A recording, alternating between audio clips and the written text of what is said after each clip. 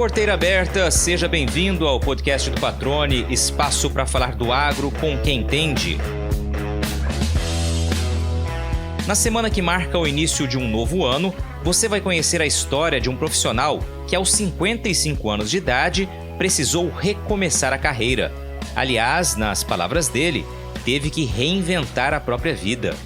Filho de um motorista de caminhão, ele começou ainda muito jovem a ter uma relação próxima com o mundo das commodities agrícolas e com o mercado internacional. Experiência que foi fundamental quando ele mais necessitou e que o ajudou a tornar-se nome conhecido no agro brasileiro. Continue aí, que o bate-papo já vai começar. Do interior do Rio Grande do Sul para Mato Grosso, o caminho trilhado por muitos agricultores que ajudaram a transformar o Cerrado também foi percorrido pelo João Birkan. As circunstâncias, porém, foram outras. A mudança para ele aconteceu no momento em que a terra dos grãos representava mais do que uma oportunidade, mas uma chance de recomeçar. Quase 2 décadas depois, a ideia de trabalhar com exportação direta de soja das fazendas para os portos ficou no passado e deu lugar a uma plataforma que tem como um dos princípios apresentar em tempo real para o produtor quantos grãos valem naquele momento e no lugar em que ele está. A importância de conhecer este preço referencial você vai entender durante a entrevista. João Birkan, que prazer falar contigo. Já lhe entrevistei algumas vezes, mas agora pela primeira vez um bate-papo mais aberto, né, em que a gente tem um bom tempo para conversar utilizando essa ferramenta, né, essa mídia que é o podcast. Obrigado por aceitar o convite. Sei que tua agenda também é bastante corrida, né? Você está sempre aí nas redes sociais, sempre acompanhando o que está acontecendo no mercado de grãos e gerando informação de muito valor para os produtores rurais. Primeiramente, tudo bem? Seja bem-vindo ao podcast do Patrone. Boa tarde, saiba que é um prazer para mim. Fico muito honrado de receber esse convite e estou aqui para a gente começar o nosso bate-papo. Legal, Birkan. Como eu disse, já conversei contigo várias vezes, já lhe entrevistei, mas eu acho que nas conversas, quando a gente está realmente no dia a dia buscando ali a informação mais factual, a gente perde um pouco aquela história de poder ouvir, entender as origens das pessoas, que a gente tem um relacionamento muito constante, né? E eu queria começar aqui, como a gente faz de costume aqui no podcast, ouvindo um pouquinho da tua história, né? Você é um gaúcho lá do interior do Rio Grande do Sul e ali começa a tua história e eu queria que você dividisse aqui com a gente. Bom, eu sou nascido em Ibirubá, uma cidade que chegou a ser município modelo do Rio Grande do Sul. Nasci em 47. Graças a Deus eu nasci, ou é por isso que eu estou trabalhando no mercado de soja, bem assim, onde no Rio Grande do Sul tudo começou em relação à soja, né? Eu não sei exatamente, uns falam que começou lá em Santa Rosa, outros falam que começou ali na região de Lametoque, mas, enfim, eu estava ali nesse miolo, que é Ibirubá, que era um município modelo. Por que modelo? Porque produzia suínos, produzia gado, plantava trigo, sabe? Tinha toda terra muito boa ali. Então, ali começou a se plantar também soja. Eu nasci, então, em 47, fiz o primário, depois um ano eu parei de estudar, um ano depois de parar de me formar no primário, eu comecei o ginásio lá em Ibirubá, eu consegui cursar o ginásio lá, e quando eu formei o ginásio, aí eu não tinha mais o que estudar. Meus amigos eram todos de famílias mais abastadas, conseguiram ir estudar em Juí, num colégio interno, até me lembro assim que foi, acho que a primeira vez que eu realmente levei uma surra do meu pai, de tanto que eu insistia a ele que eu queria estudar lá junto com meus amigos, e obviamente meu pai não tinha condições. Meu pai era um motorista de caminhão, caminhoneiro, portanto, não tinha como me botar interno em lugar nenhum, e eu fiquei lá, tipo assim, o que eu vou fazer da minha vida? Isso eu tinha 15 anos, né? 14, aí fiquei um ano lá em Ibirubá, trabalhando na rodoviária de Ibirubá, que era do meu tio, e aí eu lembro que foi a primeira vez que eu tive que me impor um pouco. Eu era tão baixinho que o balcão era alto, aquele balcão de rodoviária antiga, que a gente trabalhava de pé, e eu mal aparecia atrás do balcão. E tinha o ônibus da Uniprata que passava por lá, que domingos era só ele que passava. Então eu tinha que sair correndo do matiné, do meio da tarde, para ir lá atender o ônibus da Uniprata que passava por lá. E eu que emitia passagem, recebia dos passageiros. Naquela época a gente pagava o ônibus também na mesma hora, né? E aí eu me lembro que um dia um motorista chegou lá e disse assim: olha, eu estou um pouquinho adiantado, me libera aí que eu já vou embora. Eu disse, não posso liberar. Olha, um guri de 13 anos, 14 anos, dizer para o motorista da Uniprata que ele não pode sair antes do horário, que eu tinha aprendido isso com meu tio. E ele disse, não, eu vou embora porque eu estou com pressa, hoje é domingo. Eu disse, não, o senhor não vai sair aqui antes do horário do ônibus. Pode chegar um passageiro e o senhor já foi embora, como é que eu vou ficar? E segurei o cara até as 3h15, que era o horário. Não dei o dinheiro para ele antes dele chegar aquele horário. Foi um fato bem interessante. Talvez eu assumi pela primeira vez o protagonismo de poder. Assim. Então, eu não vou dar o dinheiro para ele, não vai poder sair. Então, e aí, mais tarde, aí eu comecei a brigar com a minha família que eu queria ir embora. Eu queria ir para Porto Alegre. Nessa altura, meus amigos, outros amigos mais velhos de Ibirubá já estavam em Porto Alegre, se dando bem. Enfim, aí eu recebi de lá mensagem, olha, vem embora, porque aqui a gente arruma emprego, já tem lugar na pensão, vem embora, que o negócio é aqui em Porto Alegre, não vai ficar em Ibirubá, não. E aquilo foi me instigando e meu pai não queria deixar eu ir, e minha mãe, eu era com certeza o filhinho da minha mãe, e aí a minha mãe um dia bateu na mesa, assim, ele não vai ficar aqui em Ibirubá, não. Ela convenceu meu pai, que arrumou uma carona para mim, e eu botei minhas malas, minhas trouxas, uma caixa e vim embora para Porto Alegre. E aí eu tinha um tio meu que já era um comprador de soja lá em Ibirubá, uma empresa de Porto Alegre. Podia desde fazenda até um monte de coisa. E, enfim, ele me deu 3 cartas de recomendação para mim tentar achar emprego, né?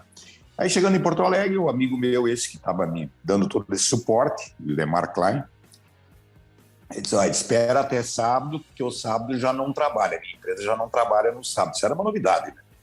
Aí ele disse assim, sábado eu vou contigo, vamos dar uma olhada nessas 3 empresas por fora, vamos ver qual é que a gente vai testar primeiro, né? Para tu já não errar o pulo. Aí uma era de tecidos, isso aqui não, isso é coisa de mulher, né? Vamos procurar um outro negócio. A segunda eu não me lembro de que era, e a terceira era uma empresa, Pampa S.A., que era exportadora e importadora. Puta, isso aqui é por aqui, né? E era uma empresa já bem poderosa, importava um monte de coisa, exportava soja já naquela época, e era um comerciante grande. E aí eu cheguei na empresa, entreguei a carta que era dirigida ao dono, e o dono, casualmente, aquele dia ele estava na empresa. Ele viajava muito, né, até para o exterior já naquela época. E aí ele me recebeu e disse, ei, guri, o que tu quer? Se eu quero trabalhar. Aí ele já tinha lido a carta do meu tio, dizendo que eu era sobrinho dele e tal. Muito bem, o que tu vai estudar? Digo, já vou tirar contabilidade. Era técnico em contabilidade, né, à noite. Quando é que tu quer começar a trabalhar? Disse, agora. Aí ele chamou o contador lá e disse, arruma uma mesa para esse guri aí que ele vai trabalhar com a gente. Eu tive vergonha de ir lá fora avisar o meu amigo que eu já estava empregado. Ele me esperou até o meio-dia, mas já saí empregado. Foi um episódio interessante. E aí nessa empresa você fazia o que ali, Birkan? Nessa empresa eu comecei como auxiliar de escritório, em seguida eu fui crescendo, né? E essa empresa já exportava soja, como eu falei, e aí uma coisa que me marcou muito que esse patrão lá fez uma joint venture, foi uma primeira vez que eu escutei esse nome, né? Com uma empresa da Suíça, para eles nos mandar dinheiro e a gente comprar a soja e depois exportar a soja para eles revender lá na Europa, né?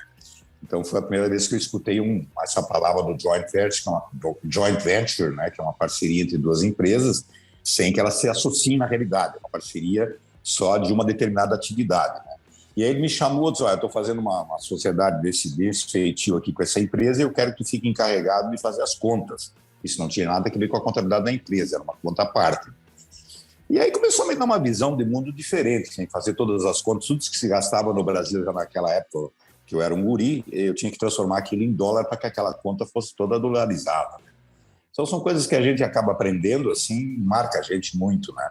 Não, e é interessante que isso gera um conhecimento que depois, lá na frente, na sua vida, vai ser fundamental, né? Acho que é essencial como a história é construída, né, Birkan? As coisas vão acontecendo e, de fato, vão se somando essas experiências para que, evidentemente, lá na frente a gente possa colher esses frutos. Exatamente. A gente tira um proveito disso, né? Aí depois fui crescendo, em seguida ela abriu uma filial dentro de Porto Alegre mesmo para dividir a atividade que ela fazia de importação com a atividade de exportação, que eram atividades completamente diferentes.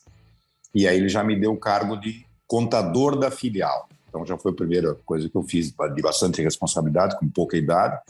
E um ano depois ele transferiu o contador geral da Pampa para Rio Grande para assumir uma empresa que ele tinha criado para fazer logística lá de carregamento dos navios, né? Ele disse, bom, aqui, ó, o Demétrio eu estou transferindo para Rio Grande e queria saber se tu tem competência para assumir como contador-geral da Pampa. Eu tinha 20 anos. Eu digo, que tenho, né? Eu vou dizer que não tem. E assumi como contador-geral da Pampa com 20 e poucos, acho que é 21 anos, não me lembro que idade eu tinha. Aí, alguns anos depois, o sobrinho dele, que era diretor da empresa, saiu e fez o que a gente chama hoje de ano sabático, né? Ele disse, 1 ano eu não vou trabalhar, vou visitar a Europa, vou conhecer Chicago, e voltou de lá e disse, eu vou abrir uma corretora para ajudar o exportador brasileiro a exportar e principalmente para vender farelo e óleo, torta de soja naquela época para a Alemanha, que o Brasil nessa altura já estava começando a se montar diversas indústrias pequenas, né, que não era de extração por solvente, ainda se esmagava a soja, se extraía o óleo da soja através de um esmagamento, uma prensa. Então sobrava uma coisa chamada torta de soja, um teor de óleo bastante elevado, era muito usado para a produção de alimentar vacas de leite na Alemanha. E esse mercado ele abriu e nós começamos a exportar esse produto especificamente em diversas pequenas indústrias do Sul. E assim a gente foi tendo contato com o mercado internacional da soja, conhecer melhor esse mercado. A gente pagou diversos micos nesse período aí, né? A experiência é isso aí mesmo. Me lembro de uma façanha muito boa, que um ano que faltou óleo de soja, óleo vegetal no mundo inteiro, que deu uma crise de óleo de palma na Malásia, e começou a faltar óleo de soja, óleo vegetal, enfim, no mundo inteiro. Foi um ano que o mercado atingiu preços elevadíssimos, né? E aí o dono dessa empresa, o Aldeir Eber, do qual eu naquela época ainda era funcionário, depois que me tornei sócio, ele disse assim, estou tendo uma ideia que a gente garante 18,5 de teor de óleo na soja brasileira. Nós sempre temos um teor de óleo muito mais alto do que esse, né? 20%, 21% chega até a soja brasileira. Como está faltando óleo, vamos fazer uma venda de soja no exterior garantindo 19 vezes 18,5. Né? Vamos garantir mais óleo para eles terem mais sede de comprar a nossa soja. Mas vamos propor uma coisa. Nós aceitamos o desconto se não atingir os 19, mas queremos uma reciprocidade de 50% do que é o nosso desconto se estiver acima de 19. E aí embarcamos toda a soja. Cada navio que a gente carregava, já dos nossos clientes, nessa altura eu já estava na corretora com ele, nós fazíamos uma análise, pegávamos uma amostra, mandávamos para Londres, na FOSFA, e recebíamos de volta uma análise do teor de óleo. Tudo vinha lá com 21, 20, 20,5, e a gente só ria quando voltava aquelas análises. Bom, tem uma chebinha para cobrar depois, né? E aí a gente guardou aquilo, quando terminou os embarques, tudo, eu me sentei para fazer o cálculo de quanto nós tínhamos a receber dessa reciprocidade de óleo. Obviamente que não era nosso, né? Era dos nossos clientes, né? Mas a gente é que estava administrando tudo aquilo ali. E aí mandamos nota de débito para o exterior para eles nos pagar, e a maioria não pagou. Um ou outro pagou, outros não, eu não vou pagar e tal, não está fora de tempo, intempestiva essa cobrança, e voltou. Aí eu que não falava inglês naquela época, viajei para a Europa toda com outro parceiro que já trabalhava na empresa também, que era um inglês, para tentar cobrar desse pessoal. Foi a primeira vez que eu também tive contato com árbitros lá em Londres, sabe? Foi procurar os árbitros para saber se a gente tinha direito ou não de cobrar aquilo. Aí eles falaram, vocês não têm mais direito, vocês não cobraram na época certa, por inexperiência, obviamente, né? E aí, bom, agora vamos viajar, vamos cobrar o que a gente consegue. Aí começamos a dar desconto, mas praticamente todo mundo um pouco pagou. E foi uma fortuna naquela época, assim, que a gente conseguiu dividir entre todos os que tinham exportado soja por nosso intermédio daquela época. Quer dizer, a gente teve umas experiências bem interessantes. A outra que eu me lembro também foi quando nós começamos a vender farelo de soja, então já farelo. Aí começaram a aparecer as primeiras indústrias que extraíam o óleo de soja com solvente lá no Sul, né? E aí nós exportamos soja para o Irã. Na época em que o Shah Reza Pahlavi ainda era o Shah lá no Irã, né? Shah do Irã. E quando nós embarcamos o farelo, antes de receber o dinheiro, já não era... Quando o farelo chegou lá, já era o Ayatollah Khomeini, né? Obviamente que não pagou, né?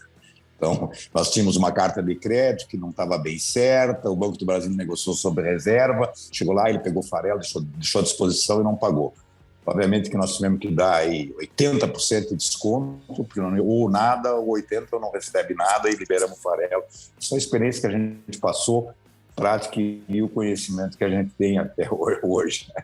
É interessante ouvir isso, Birkan, porque mostra, né, de fato, como o comércio internacional não é para amadores, tem que conhecer muito das regras do comércio internacional, como você destacou, exemplificando aqui. E também, evidentemente, a política internacional, né? O cenário político tem que estar sempre em observação ali para que os negócios se estabeleçam, né? Você relatou uma experiência, 2 experiências aí que você exemplificou. Isso você está falando década de 70 já? Que período mais ou menos é esse? Década de 70, exatamente. Depois, na época que o Pedro Pedrocian assumiu o governo do Mato Grosso, ele não era dividido ainda, aí esse diretor tinha formado uma corretora com a qual eu fui trabalhar quando eu saí da primeira empresa que eu trabalhava. Ele resolveu aceitar um convite para ser o secretário de Agricultura do Mato Grosso e me vendeu a corretora. Eu passei a ser dono da corretora lá, né? Continuei por algum tempo, mas depois o mercado ficou bastante ruim, né? O tempo começou uma concorrência muito grande, o cooperativismo cresceu bastante no Rio Grande do Sul e começou a ver. Teve uma época muito ruim lá do cooperativismo, era muito negócio assim que tinha que se fazer, devolvendo comissão. Sabe, uma época, graças a Deus, foi superada essa época também, né? Quando se implantou o cooperativismo no Rio Grande do Sul. Mas teve muito caso muito ruim. Aquilo me deixou bastante desgostoso com o mercado, quer dizer, para fazer negócio com alguém, tu tinha que devolver parte da comissão que tu recebia, uma coisa assim meio ruim, né? Aí eu deixei o negócio e me entusiasmei por uma tecnologia de incineração de resíduos indesejáveis orgânicos para a produção de energia térmica aproveitável. Era uma tecnologia que foi desenvolvida lá no Kernforschungszentrum, na Alemanha, que eles incineravam todo o lixo orgânico contaminado com energia nuclear. Então, incineravam isso sem usar combustível, ainda gerando energia térmica aproveitável. Não é que eles eliminassem aquela contaminação que tinha naquele resíduo, mas ele ficava reduzido a cinzas. Então, era muito mais fácil de vender, guardar uma cinza contaminada do que uma mesa inteira, por exemplo, entendeu? Do que uma cadeira, do que um armário, entendeu? Então, essas coisas todas eram incineradas na Alemanha e se guardava a cinza. E não poluía, isso era o principal, né? Não poluía nada no ar.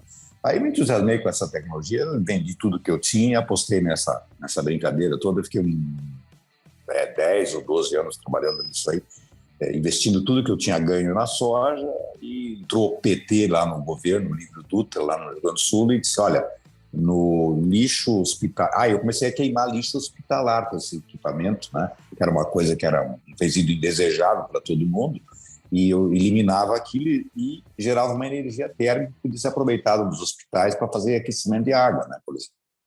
E sem poluir o meio ambiente. Eu achei que eu tinha descoberto a coisa mais linda do mundo, né? Só que o governo do PT, quando assumiu, disse não, eliminação de resíduos, o tratamento dos resíduos hospitalares, isso é uma competência do governo, não é de iniciativa privada. E fechou a minha usina. Aí isso foi em 2002, eu acho, quando ele assumiu o governo, uma coisa assim.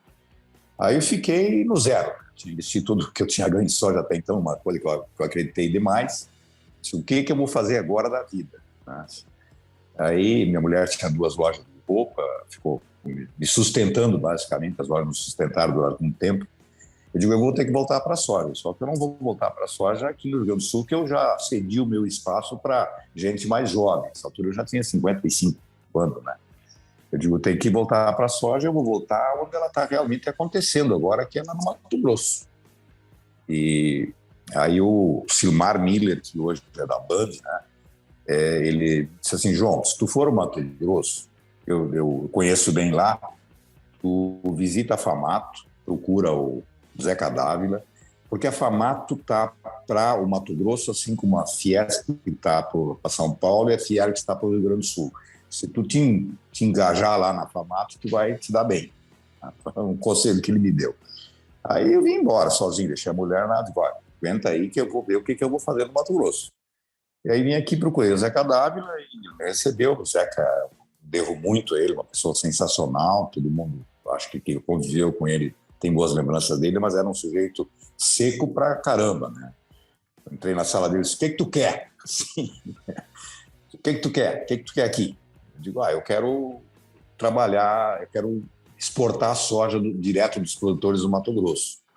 Sim, o que a FAMATO tem que ver com isso? Assim, mais ou menos nesses termos. Digo, não tem nada a ver com isso, mas vocês são a representação aqui do agronegócio aqui no Mato Grosso, e eu não sou conhecido, eu preciso de um guarda-chuva para que eu possa me apresentar como alguém. O senhor pode tirar minhas informações, apesar de eu já estar diversos anos fora do mercado de soja, mas deixei um nome muito bom lá no passado no mercado, que com certeza muita gente vai confirmar isso, então eu quero trabalhar, talvez até fazer uma parceria com a FAMATO para a gente exportar soja direto dos produtores do Mato Grosso. É isso. Volta aí, deixa eu pensar, volta aqui semana que vem. Não, ele dizia, eu te ligo, tá bom. Aí liga, não ligou, semana depois eu fui lá. E aí? Aí ele chamou uma funcionária lá do IMEA na época, Rose, e disse, Rose, arruma uma mesa para esse rapaz aí, esse senhor aí vai trabalhar, vai fazer um negócio de exportação de soja. E assim, isso que lá dentro da FAMATO, aí fizemos uma parceria com a FAMATO, os primeiros 2 ou 3 anos não era uma parceria, mas a atividade dessa parceria com o órgão tipo representativo de classe não funciona. Eles queriam explicação sobre tudo e esse é muito complicado, esse mercado, não tem a mesma visão, né? Mas aí eu fiquei ainda com a minha corretora fazendo exportação dos produtores do Mato Grosso, que exportando não pagava o fundo rural, não pagava FETAB, um monte de coisa, dava uma diferença de preço. Muitos produtores começaram a exportar comigo, mas aí já eu criei minha própria corretora aqui dentro da FAMATO, aluguei um espaço lá dentro, pagava aluguel, e isso me ajudou muito a conhecer muita gente. Por exemplo, o Rui Prado foi uma das primeiras pessoas a exportar soja comigo, que depois se tornou presidente da FAMATO e mais tarde foi até presidente da ProSoja. A ProSoja foi fundada dentro da FAMATO, numa sala do lado da minha, lá do Centro Grãos, né? A gente foi mandando brasa aí.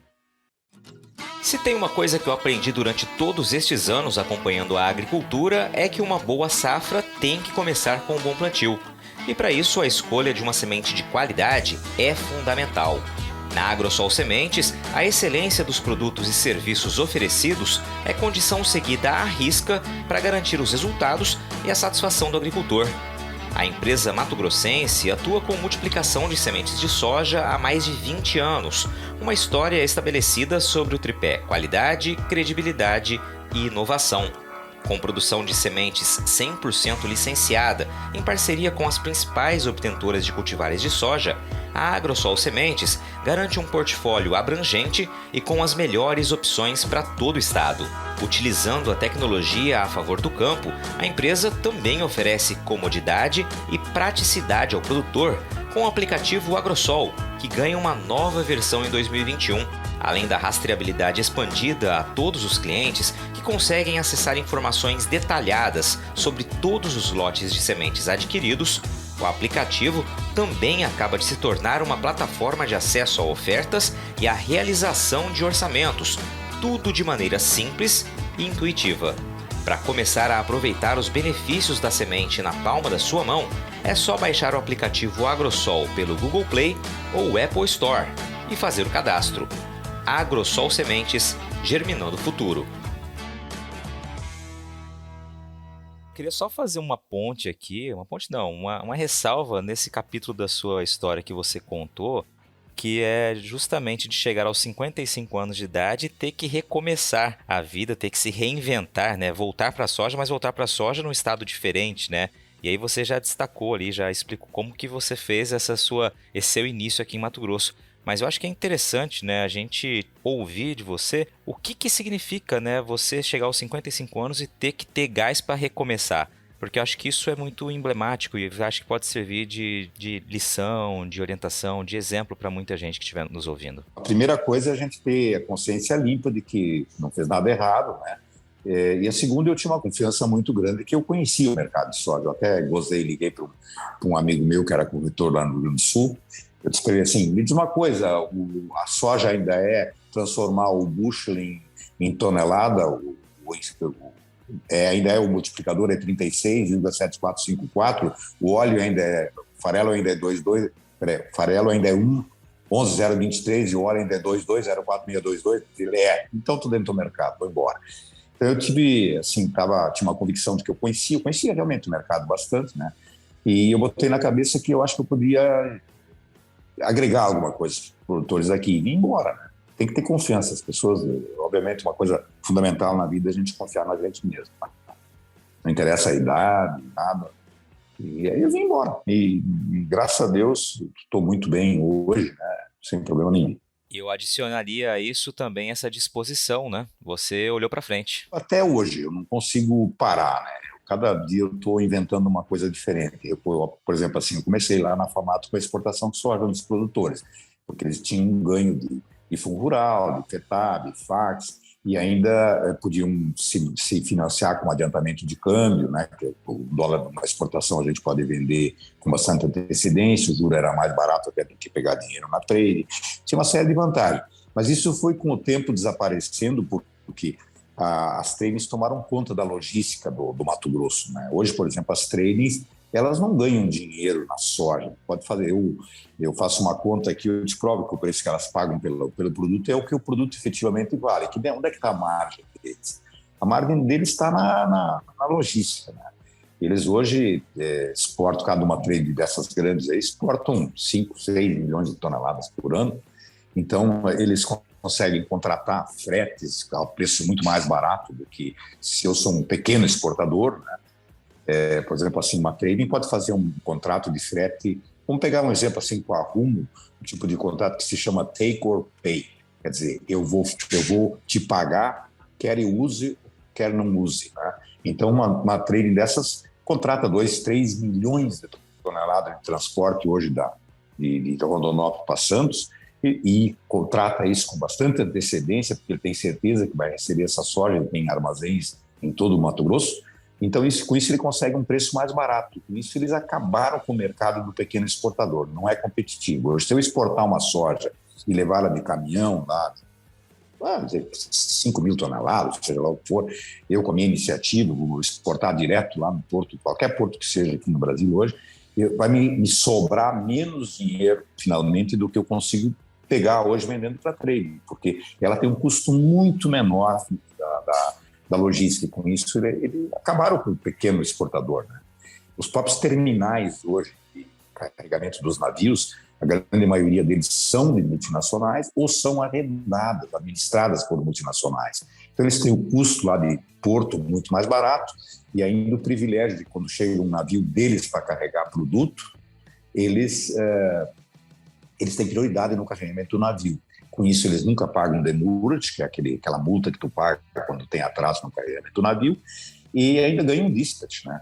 Então, todos esses fatores... outra coisa, por exemplo, contratam navios para levar a soja para vender na China, por exemplo, CIF, contratam 2 milhões de toneladas. Então, eles pegam um frete marítimo muito mais barato do que se eu fosse fretar um navio para mandar para algum lugar, seja para a Europa ou para a China, tanto faz.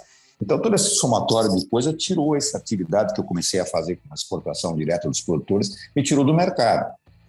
Aí, como eu tive que me reinventar de novo. Assim, isso não aconteceu de uma hora para outra, mas eu vi que eu não tinha chance de começar a subir, que a tendência era que esse mercado ia desaparecer.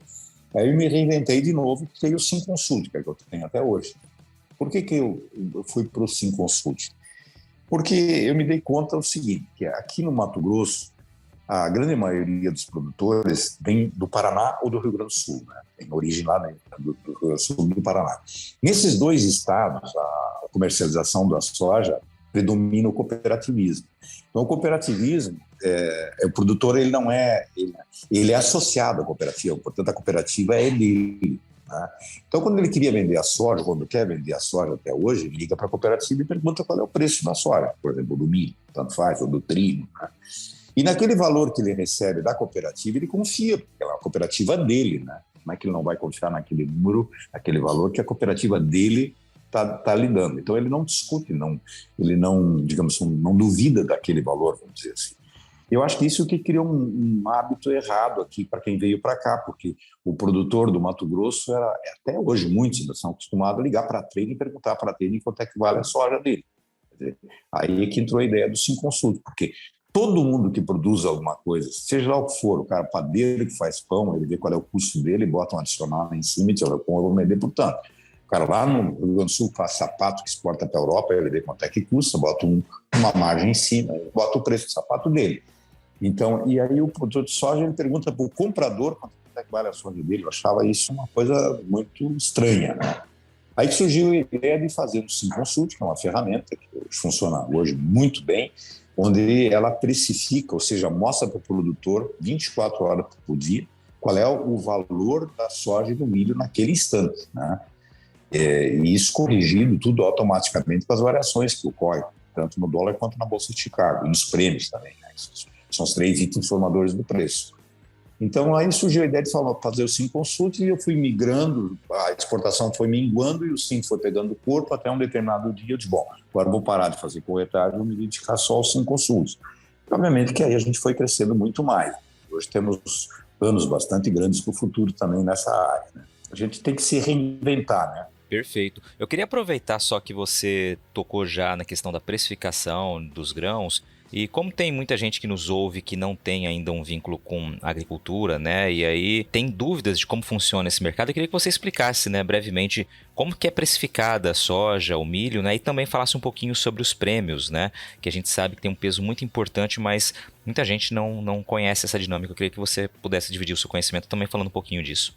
Bom, para ter uma ideia, assim, a safra mundial de soja hoje é em torno de 380 milhões de toneladas no mundo inteiro.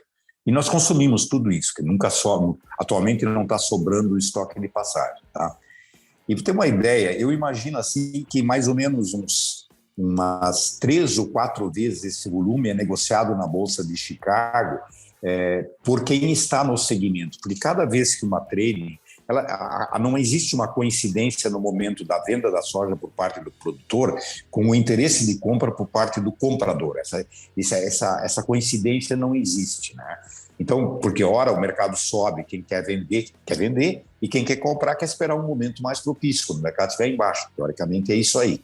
Então, o que acontece? Cada vez que uma trading vai comprar uma soja de um produtor aqui no Brasil, por exemplo, ela não consegue coincidir com uma venda na China, por exemplo, ou na Europa, seja lá onde for. Então, o que ela faz?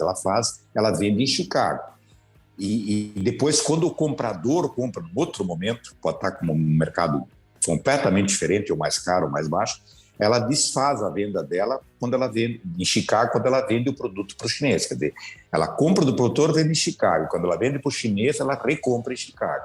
Então, isso se chama uma operação de hedge. E a partir, então isso é que, digamos assim, é a chave para a comercialização de todos os grãos, todas as commodities do mundo, praticamente, são negociadas através da Bolsa. Então, a Bolsa de Chicago é o formador inicial do preço da soja.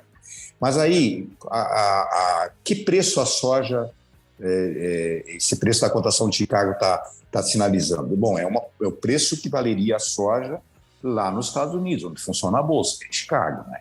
Então, a cotação que está, por exemplo, agora nesse momento está 12,77, significa que é 12 dólares e 77 centavos por bushel, se essa soja estivesse lá em Chicago. Bom, mas eu não estou vendendo uma soja em Chicago, eu estou vendendo uma soja no Brasil. Bom, aí essa diferença aqui no Brasil, ela vale mais ou menos do que Chicago, é uma conta meio complicada, mas esse ajuste é o que a gente chama de prêmio, que até na minha cabeça foi traduzido errado, isso não deveria ser prêmio, deveria ser basis, que é o que você chama em inglês. No Brasil deveria ser base, não prêmio, porque muitas vezes ele até é negativo, né? Então, assim, ou seja, a soja, às vezes no Brasil, o óleo, o farelo, às vezes vale menos do que a Bolsa de Chicago, e aí não tem prêmio, tem um desconto, né? Mas, enfim, aqui no Brasil a gente chama prêmio de negativo, então, mas, enfim, isso é o prêmio. Então, o preço da soja, do milho, do trigo, do óleo, do farelo, ele parte da Bolsa de Chicago naquele momento, mais ou menos o prêmio, e aí tu transforma isso de uma medida que lá em Chicago é negociado em bushel a soja, para preço de saco de soja aqui no Brasil, e transforma pela taxa do dólar daquele momento em reais por saco de soja. Então é uma conta bastante complicada, porque tu está fazendo toda hora manualmente, ou criar uma tabelinha lá. Então nós criamos o SimConsult, que faz isso tudo automaticamente, para qualquer localidade do território nacional, porque cada cliente individual que assinar, por exemplo, o SimConsult, ele pode escolher, bom, eu quero precificar minha soja em Ibirubá, porque eu planto lá. A gente calcula o custo da logística de lá e a partir daquele momento, sempre que ele abrir o SIM, ele vai estar mostrando o preço da soja e do milho lá em Ibirubá. Então esse é o princípio da nossa ferramenta. Legal, e é por isso é importante a gente te ouvir, João, esclarecendo de maneira didática, né, como funciona o mercado, porque muita gente não entende do porquê que se diz que o produtor de soja ele não tem como ele determinar o preço, né, o produtor de milho e vice-versa, né, ou seja, como você explicou, você tem um preço referencial em Chicago e aí vem, vamos dizer de maneira bem simples aqui, vem descontando os valores, né, até o local de onde está originada aquela soja, os descontos aí logísticos. Então, mais ou menos é isso, por isso que o produtor não consegue ele estipular o preço. E o valor que assim, a gente mostra no Sinconsul para a soja em qualquer parte do território nacional é o preço de referencial. Eu não posso dar um atestado de que alguém efetivamente vai pagar aquele preço. Mas é muito importante tu saber quanto ele vale, poder bater pé e tu ter argumentos para bater pé quando tu vai negociar uma coisa. Do que tu chegar lá, quanto é que tu paga pela soja? 150, ela vale 160. Não, mas como 150 está valendo 160? Não, mas com base em que não está valendo? Agora, se tu tem uma conta que é feita, não, aqui, ó, isso aqui está mostrando aqui 160, então é porque ele não quer comprar, então procura um outro, entendeu? Porque, obviamente, que eu não posso dizer que realmente ele vai conseguir vender por aquele preço que eu estou mostrando, mas é aquele preço que ela estaria valendo naquele momento. Mas, de qualquer maneira, nós não conseguimos revogar a lei da oferta e da procura. Quer dizer, se naquele momento tem mais oferta do que procura, às vezes há um deságio em cima do que ela efetivamente vale, porque tem mais gente oferecendo, né? Mas aí é uma coisa já bem regional, assim, dá para negociar com muito mais precisão. Perfeito, acho que é uma dica muito importante, né? Uma orientação muito importante para os produtores, né? Você tem que saber de fato qual é o preço referencial para aquela região, para aquele local que você está inserido, e aí, claro, fazer a negociação de acordo com o mercado local ali, mas tem que conhecer esse referencial, é uma estratégia fundamental, pelo que você explica aqui. Com certeza, E a gente aproveita também no SIM e mostra, digamos assim, como é que está o humor do mercado internacional, como eu sempre digo, né? Assim, as principais bolsas do mundo, se elas estão operando positivo ou negativo, porque eles mostram o humor do mundo. Que quando tu vê que o mercado está todo em baixa, é sinal que provavelmente a tendência do mercado da commodity também é cair, né? E quando os mercados estão mais, digamos assim, mais confiantes, as bolsas estão todas no verde, como a gente disse, que é o caso até hoje, nesse momento, todas elas operando no mercado positivo, a Europa operou no mercado positivo, agora os Estados Unidos está, aqui no Brasil também está, e a soja também está em alta, aqui, esse ponto de alta. Significa assim, a gente já tem os humores que a gente pode, digamos assim, fazer uma prévia de como será o mercado naquele dia, entendeu? E também mostramos o dólar, né? Porque às vezes a gente vende uma soja para receber lá na frente, tem que ter uma noção de quanto é que está o dólar presente, sendo negociado nesse momento aqui no Brasil, e também quanto é que ele vale lá para janeiro, fevereiro, para março, abril, né? Tudo isso a gente está mostrando, como também as notícias, né? As principais notícias, porque se tu vai procurar tudo isso individualmente para te manter mais informado, tu vai perder muito tempo. Então, a gente, pela experiência que tem, sintetiza tudo isso numa página que tu abre e vai estar bem posicionado, né? Essa é a ideia. Você sabe que, além de ser o maior produtor de soja do Brasil, Mato Grosso também é uma referência na exportação do grão para outros países, né? Mas você sabia que o consumo da soja mato-grossense dentro do estado tem crescido gradativamente?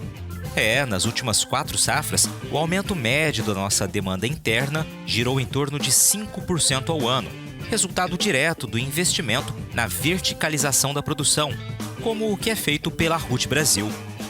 A empresa processa mais de 1.000 toneladas de soja por dia, transformando o grão em farelo, que atende aos mercados nacional e internacional, e óleo, que é direcionado para a produção de biodiesel.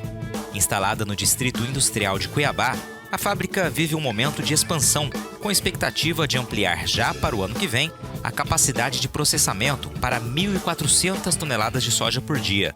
Fundada em 2016 por empresários com mais de 30 anos de experiência no agronegócio, a Ruth Brasil prioriza a qualidade dos produtos e serviços prestados, seguindo rigorosos programas de boas práticas de fabricação, com o orgulho de ser uma empresa que acredita em Mato Grosso. Para conhecer mais, acesse www.rutbr.com.br.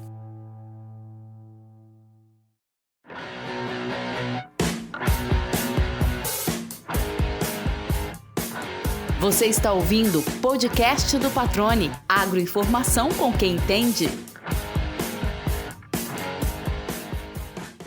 Queria aproveitar esse momento aqui também, Birkan, para que você trouxesse, né, a sua análise sobre esse momento que a gente está vivendo agora da agricultura, né, uma safra plantada no campo com uma boa perspectiva de colheita, falando aqui em Mato Grosso, né, os preços aí maiores do que em anos anteriores, né, mas um custo de produção muito superior, subindo muito mais do que o preço de venda. Como que você analisa, como você enxerga esse momento agora? Bom, primeiro a gente tem que entender que o mercado ele tem dois players, né? Dois jogadores que jogam na bolsa, dois que operam na bolsa, vamos chamar assim.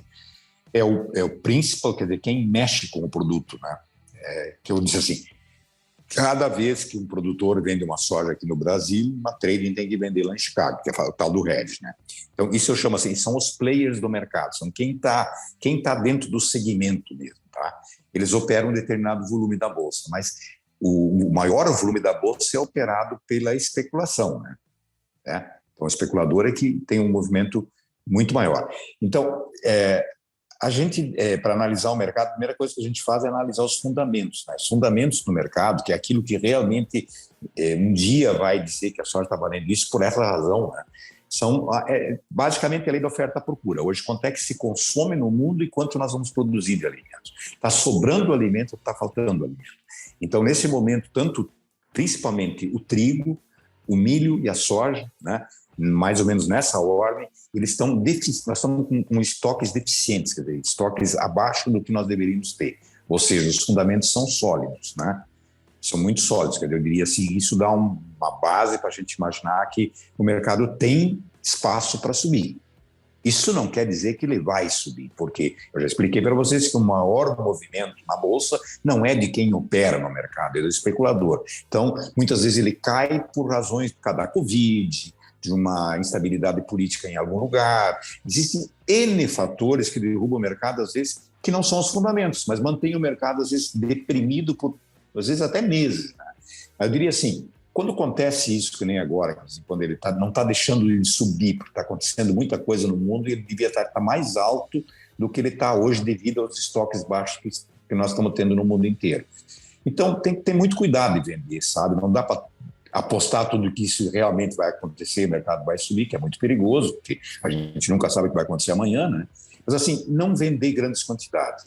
Quer dizer, nessa altura, assim, quando o mercado tem uma tendência boa de alta, a gente tem que ir vendendo, cada vez que o mercado sobe, eu vendendo um pouco para ir fazendo média. Esse é um conselho meu que eu dou. Outra coisa é assim, procure vender o teu produto aqui dentro do Brasil em dólares para as trading. Todas elas compram em dólares, se quiser, elas fazem o contrato em dólares. Por quê? Porque cada vez que Chicago sobe, o dólar cai. Eles têm uma operação exatamente invertida. O que é bom para o dólar é ruim para Chicago. O que é ruim para Chicago é bom para o dólar. Quer dizer, então, se eu pegar e vender uma soja em reais para uma trading nesse momento, eu estou pegando um momento bom de Chicago e um momento ruim do dólar. O dólar hoje está embaixo, está quase 1% embaixo. Mas agora, se eu pegasse o dólar de ontem e o Chicago de hoje, eu teria um preço melhor. Como eu não posso fixar o dólar antes, então, quando Chicago está em alta, a ideia é tu vender tua mercadoria no Brasil em dólares, esperar o dólar se recuperar no momento seguinte, e aí tu fixar o teu dólar. Aí tu fixou os dois principais elementos formadores do preço em momentos em que eles estavam em alta. Isso dá uma bela diferença no final do ano. Estou ouvindo você dizer aqui, comentar nessa sua resposta, Birkan, e lembrei de alguns anos atrás, né, de quando a gente falava ainda, noticiava orientações básicas para os produtores que faziam comercialização antecipada, o próprio hedge, enfim. Nos últimos 15 anos, 20 anos, o que mudou na sua percepção dessa tomada de estratégia dos produtores no que diz respeito à comercialização antecipada, a barter, enfim? Como você enxerga a evolução nesse sentido nos últimos 10, 15, 20 anos? Olha, eu acho que o barter aumentou, né? E tem uma explicação para isso. Nós estamos aumentando a área todo ano e o produtor ainda não é capitalizado o suficiente para ele poder plantar com recursos próprios. Então, o barter é um caminho, né? Tu compromete um volume físico para receber um determinado insumo. Quer dizer, eu não acho que seja uma atividade ruim, mas, obviamente, todo mundo que está dentro do mercado sabe que se eu, ao invés de fazer barter, tivesse o recurso próprio na minha mão para eu comprar à vista e vender depois no mercado mais propício o produto, essa diferença, quem está dentro do mercado sabe, pode ser de 20% ou 25% mais na margem do lucro do produtor.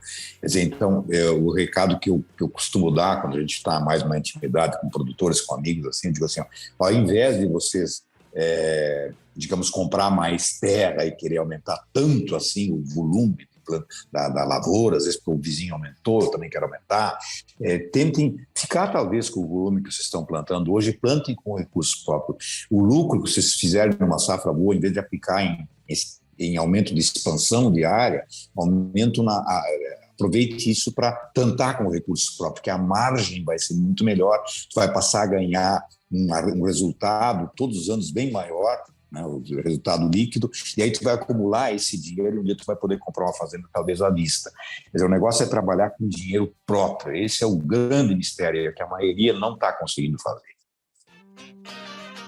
Qualidade e credibilidade. Na era da informação e com tantas notícias falsas, é fundamental saber onde encontrar conteúdos produzidos por quem sabe que o bom jornalismo exige responsabilidade. E foi comprometido com você que o portal Leia Agora montou uma estrutura robusta, com uma equipe experiente focada em comunicar de um jeito diferente e dinâmico. O portal se tornou a primeira multiplataforma com conteúdo online e audiovisual em Mato Grosso. Lá você fica sabendo tudo sobre política, esporte, cultura, entretenimento e também sobre agronegócio. Toda quarta-feira à noite tem o programa Agro Agora, apresentado pela produtora rural Adriane Steinmetz, que, aliás, foi a entrevistada do episódio número 5 do podcast. Vale a pena você conferir a história dela. No Agro Agora, a Adriane fala de temas importantes do setor, com o conhecimento de quem também está do lado de dentro da porteira. Para acessar todo esse conteúdo no site ou nas redes sociais, é só digitar leiagora.com.br. Eu queria só voltar no tema que você falou em teve que se reinventar, porque eu lembrei de um outro caso aqui, eu acho que é legal a gente destacar. Me recordo de alguns anos atrás, pouco tempo atrás, de você vindo falar com a gente no estúdio e dizendo, né, que estava com interesse de começar a ir para as redes sociais, que precisava fazer isso, enxergava que era um momento de também se reinventar e começar a ir para a rede com vídeos, com orientações, e você tem feito isso de maneira muito inteligente e muito coerente, com muita informação de qualidade. Não à toa, o canal ali tem cada vez mais inscritos e uma visualização muito grande a cada vídeo que você posta. Eu queria que você falasse sobre esse processo de reinvenção também nesse mundo, né, das redes sociais, esse mundo do digital. Talvez esse tenha sido a reinvenção mais dolorosa para mim, porque eu sempre fui muito na minha, assim, acho que tem gente que automaticamente tem uma facilidade de se comunicar e gosta de se expor, isso é do digamos assim, do foro íntimo de cada um, né? Não é que seja errado ou certo, mas nesse aspecto eu era sempre muito mais conservador, eu ficava, como a gente diz na gíria, eu ficava na minha, né? Então, até que eu contratei também um marqueteiro para me ajudar a vender mais o Sim, que como eu estava parando de exportar, eu tenho que fazer o Sim crescer mais, né? Todo mundo quer crescimento. Como é que eu faço para crescer mais? Aí eu disse assim, vai para mídia digital, você tem que te mostrar, faz vídeos e tal. Não foi muito simples para mim, mas te confesso que hoje já está mais fácil de fazer. Mas se eu pudesse escolher e não fazer, talvez eu não fizesse, mas assim, enfim, foi talvez das reinvenções que eu tive que fazer a mais complicada para mim um pouco, né? Mas estou fazendo, estou tentando chegar lá. Olha, eu te parabenizo, porque está muito bacana, acompanho com muita frequência, você além de postar, você, né, divulga nos grupos, né, via WhatsApp, sempre com informações muito precisas, uma análise muito didática, eu acho que isso é fundamental. E você está muito bem no vídeo, viu, meu amigo? Está muito tranquilo, parabéns pela sua reinvenção e te atesto que está com muita qualidade. Só quero fazer uma observação, todas essas informações relativas ao mercado, não sou eu que faço. Eu tenho um parceiro muito importante do Sim Consulto, que é o Johnny Severo, que nós temos, na realidade, temos a mesma idade, chegamos em Porto Alegre no mesmo ano do interior, ele de uma outra região do Rio Grande do Sul, lá que agora não me lembro de onde é que é, acho que é Rosário, uma coisa assim, e eu de Ibirubá, e a gente se fechou, digamos, se enfrentou, se encontrou em muitas maneiras nesses 60 anos, que tanto ele quanto eu já estamos no mercado, né? E hoje ele é parceiro nosso dentro do SIM e é o que faz todo esse estudo diário de tendências do mercado. Eu me louvo muito naquilo que o Severo analisa, né? Na realidade, eu repasso as informações que ele me dá uma sustentação disso tudo. Então, eu não posso, digamos assim, puxar para mim uma brasa que não é minha, né? Eu sou um mero transmissor, porque essa é a especialidade dele. A minha, na realidade, mais é ter criado e alimentar o SIM para precificar ele permanentemente. Mas é uma parceria de sucesso. Deixar um abraço aqui também para o Leone Severo, grande conhecedor do mercado, né, mundial de soja, de commodities e certamente uma parceria, como eu disse, de sucesso. Birkan, quero te agradecer pela sua participação, por ter aceitado esse bate-papo, né, de estar aqui, dividir um pouquinho da tua história, o teu pensamento, enfim, como você enxerga o atual momento o atual cenário do mercado, né, de grãos.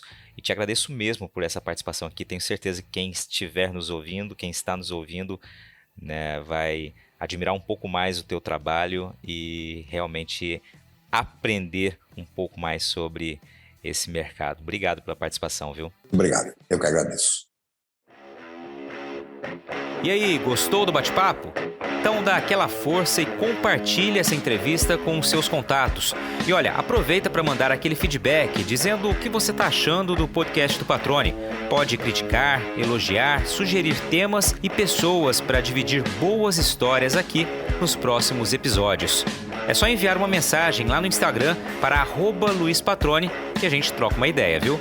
Então, gente, sucesso da porteira para dentro, força e fé da porteira para fora e vamos que vamos! Você ouviu o podcast do Patrone, agroinformação com quem entende.